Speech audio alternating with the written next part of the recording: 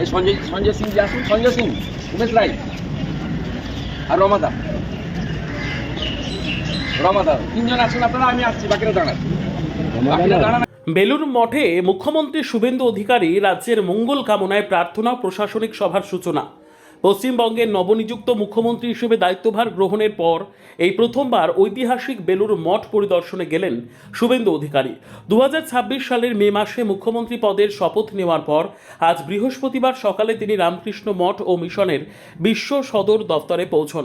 তার এই সফরকে কেন্দ্র করে মঠ প্রাঙ্গণে কঠোর নিরাপত্তা ব্যবস্থার পাশাপাশি ভক্ত এবং সাধারণ মানুষের মধ্যে ব্যাপক উদ্দীপনা দেখা যায়। রাজ্যের প্রশাসনিক প্রধান হিসেবে নতুন সফর শুরু করার আগে আধ্যাত্মিক আশীর্বাদ গ্রহণ করাই ছিল তার এই পরিদর্শনের মূল উদ্দেশ্য। বেলুর মঠে পৌঁছে মুখ্যমন্ত্রী প্রথমেই মূল শ্রীরামকৃষ্ণ মন্দিরে যান। সেখানে তিনি পরম পুরুষ শ্রী শ্রী রামকৃষ্ণ পরমহংসদেবের প্রতিকৃতিতে পুষ্পার্ঘ্য অর্পণ করেন এবং পুজো দেন।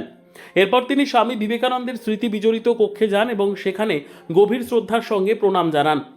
সেখান থেকে ক্রমান্বয়ে তিনি স্বামী ব্রহ্মানন্দ মন্দির ও শ্রী শ্রী মা সারদা দেবীর মন্দিরে গিয়ে শ্রদ্ধা নিবেদন ও প্রণাম সম্পন্ন করেন। মঠের শান্ত পবিত্র পরিমণ্ডলে কিছুক্ষণ সময় কাটানোর পর মুখ্যমন্ত্রী রামকৃষ্ণ মঠ ও মিশনের বর্তমান অধ্যক্ষ তথা প্রেসিডেন্ট মহারাজের সঙ্গে এক সৌজন্যমূলক সাক্ষাৎকারে মিলিত হন। মঠের প্রবীণ সন্ন্যাসীরা মুখ্যমন্ত্রীকে উত্তরীয় পরিয়ে এবং মঠের পবিত্র স্মারক ও প্রসাদ দিয়ে স্বাগত জানান। স্বামী গৌতমানন্দ মহারাজ রাজ্যের সামগ্রিক শান্তি, জনকল্যাণ এবং সমৃদ্ধি কামনা করে নতুন মুখ্যমন্ত্রীকে আশীর্বাদ করেন।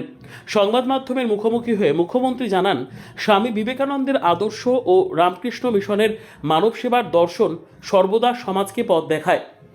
বাংলার 10.5 কোটি মানুষের সেবা করার যে নতুন দায়িত্ব তিনি কাঁধে নিয়েছেন তা সফলভাবে পালন করতে এবং রাজ্যের শান্তি শৃঙ্খলা বজায় রাখতেই তিনি এই পুণ্যভূমিতে আশীর্বাদ নিতে এসেছেন।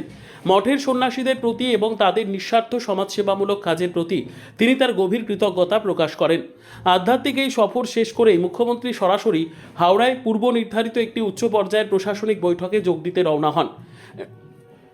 রাজনৈতিক ও প্রশাসনিক মহলের মতে নতুন সরকারের কাজের শুরুতেই বেলুর মঠের মতো পবিত্র স্থান পরিদর্শন এবং তারপরেই সরাসরি প্রশাসনিক স্তরে বৈঠক করার এই পদক্ষেপটি অত্যন্ত তাৎপর্যপূর্ণ। এটি যেমন একদিকে রাজ্যের সাংস্কৃতিক ও আধ্যাত্মিক ঐতিহ্যের প্রতি তার শ্রদ্ধাকে তুলে ধরে, তেমনি অন্যদিকে রাজ্যের উন্নয়নমূলক কাজে গতি আনার বিষয়ে তার প্রশাসনিক তৎপরতাকেও স্পষ্ট করে। শেখ রতনের রিপোর্ট, পিবি নিউজ।